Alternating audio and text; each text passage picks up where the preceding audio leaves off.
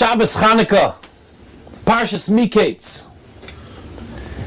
An idea and understanding from the Alanisim, which we've been saying for a few days, and we'll say perhaps for a little bit more, as we go through the Alanisim, and it tells us all what we've gone through, and how the Chashmonaim, what the Yevanim were doing to us, and how we started, we went to war, and we were victorious. And then it says, V'achar kein bo v'nechel et vir beisecha. And then afterwards they went to the Beis HaMikdash.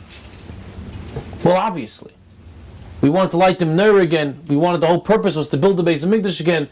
So what's the V'achar kein? We were saying, just go through the Hemshech, go through the continuation of the story. And V'raftas Rivon, there were tremendous miracles, what we've accomplished, and we won. The few won over the many.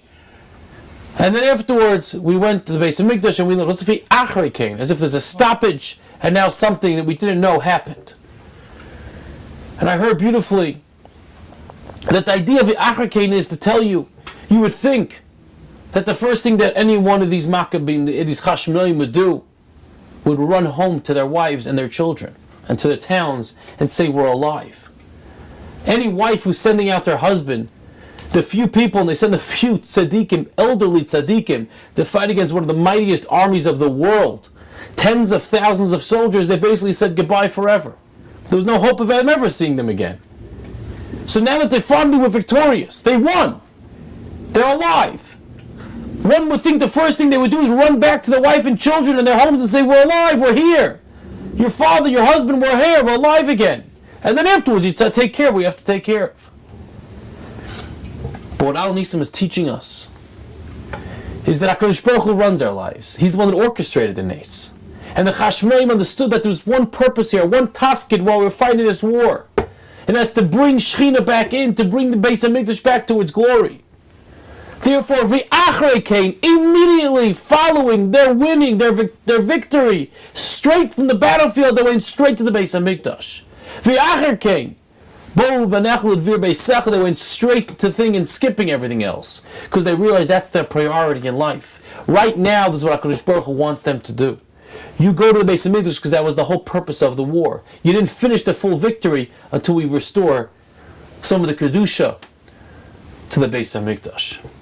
When we look at the Chanukah and we want to know what to take out with us, it's very difficult. Obviously, we go through the winter, the dark months, the long nights. The Yetzer Hara tries to give us a lot of fuzz and a lot of dust and a lot of darkness to confuse us and to sway us away from our priorities and our goals in mind. But if we realize how HaKadosh Baruch Hu gets us through day by day, performs miracles with us, miracles, moment by moment, our own selves, our lives, our brachas that HaKadosh Baruch Hu gives us daily, we realize there's got to be a purpose. There's got to be a tafkid.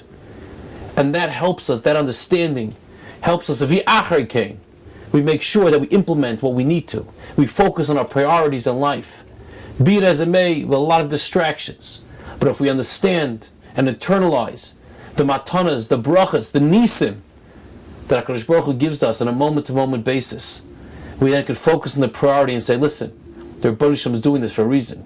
He obviously wants me to embetter the lives of my fellow Yidden, to learn more Torah, to connect to HaKadosh Baruch Hu more, and then I can focus on that priority and in Mitzvah Hashem achieve that goal and light up those dark, long nights.